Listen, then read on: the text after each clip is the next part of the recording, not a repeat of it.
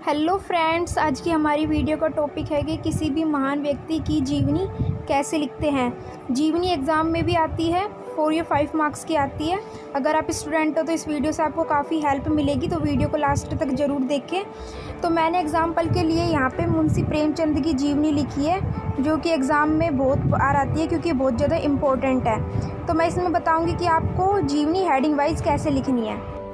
तो फ्रेंड्स, सबसे पहली बात तो ये कि जीवनी को कभी भी पैराग्राफ में नहीं लिखते हैं, हमेशा हेडिंग डाल के लिखते हैं। क्योंकि पैराग्राफ में क्या है, अगर आप जीवनी लिखोगे पैराग्राफ में तो उसकी सारी डिटेल्स मिक्स हो जाती है और एग्जामिनर को भी समझ में नहीं आता है कि आपने उसकी कौन सी विशेषता कौन से पैराग्राफ में लिखी है।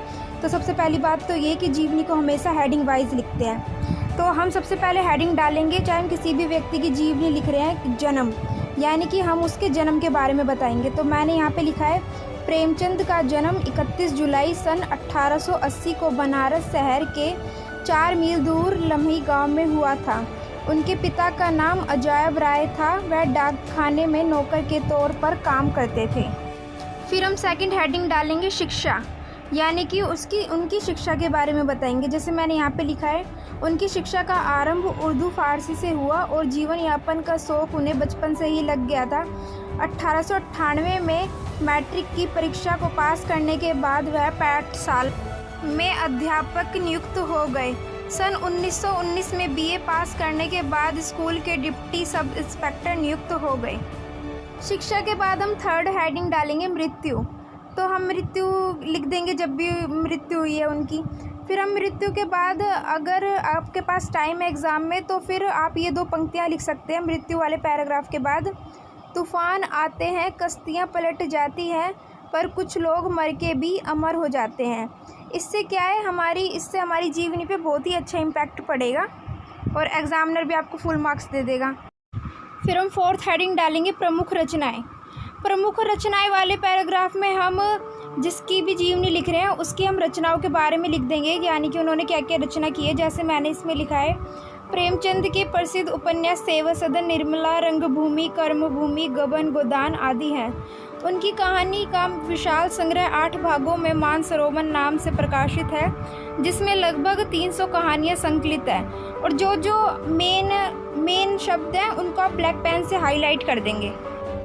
देन हम नेक्स्ट हेडिंग डालेंगे साहित्यिक विशेषताएं। इसमें हम व्यक्ति की साहित्यिक विशेषताओं के बारे में लिखेंगे जिनकी भी आप जीवनी लिख रहे हैं। जैसे मैंने इसमें लिखा है, प्रेमचंद हिंदी के युग प्रवर्तक रचनाकार हैं। उनकी रचनाओं में तत्कालीन इतिहास बोलता है।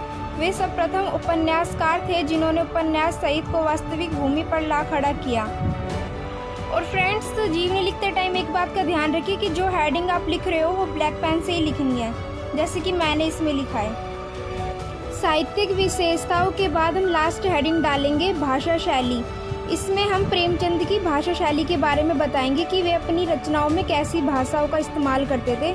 तो मैंने इसमें लिखा है, प्रेमचंद जी उर्दू से हिंदी में आए थे, अतः उनकी भाषा में उर्दू की चुस्त लोकोक्तियाँ तथा मुहावरों के प्रयोग की प्रचुरता मिलती है। इनकी भाषा सहज, सरल, व्यवहारिक, प्रभावपूर्ण, मुहावरेदार एवं प्रभावशाली है तथा उसमें व्यंजना शक्ति भी विद्वान है। इनकी शैली आकर्षक है। तो फ्रेंड्स, ये थी हमारी जीवनी। आई होप आपको अच्छे से समझ में आ गया होगा कि जीवनी कैसे लिखते हैं। अगर आपको कुछ समझ में नहीं आया तो आप कमेंट करके पूछ सकते हैं। अगर आपको वीडियो अच्छी लगी हो तो लाइक करें, मेरे चैनल को सब्सक्राइब करें। Thank you for watching.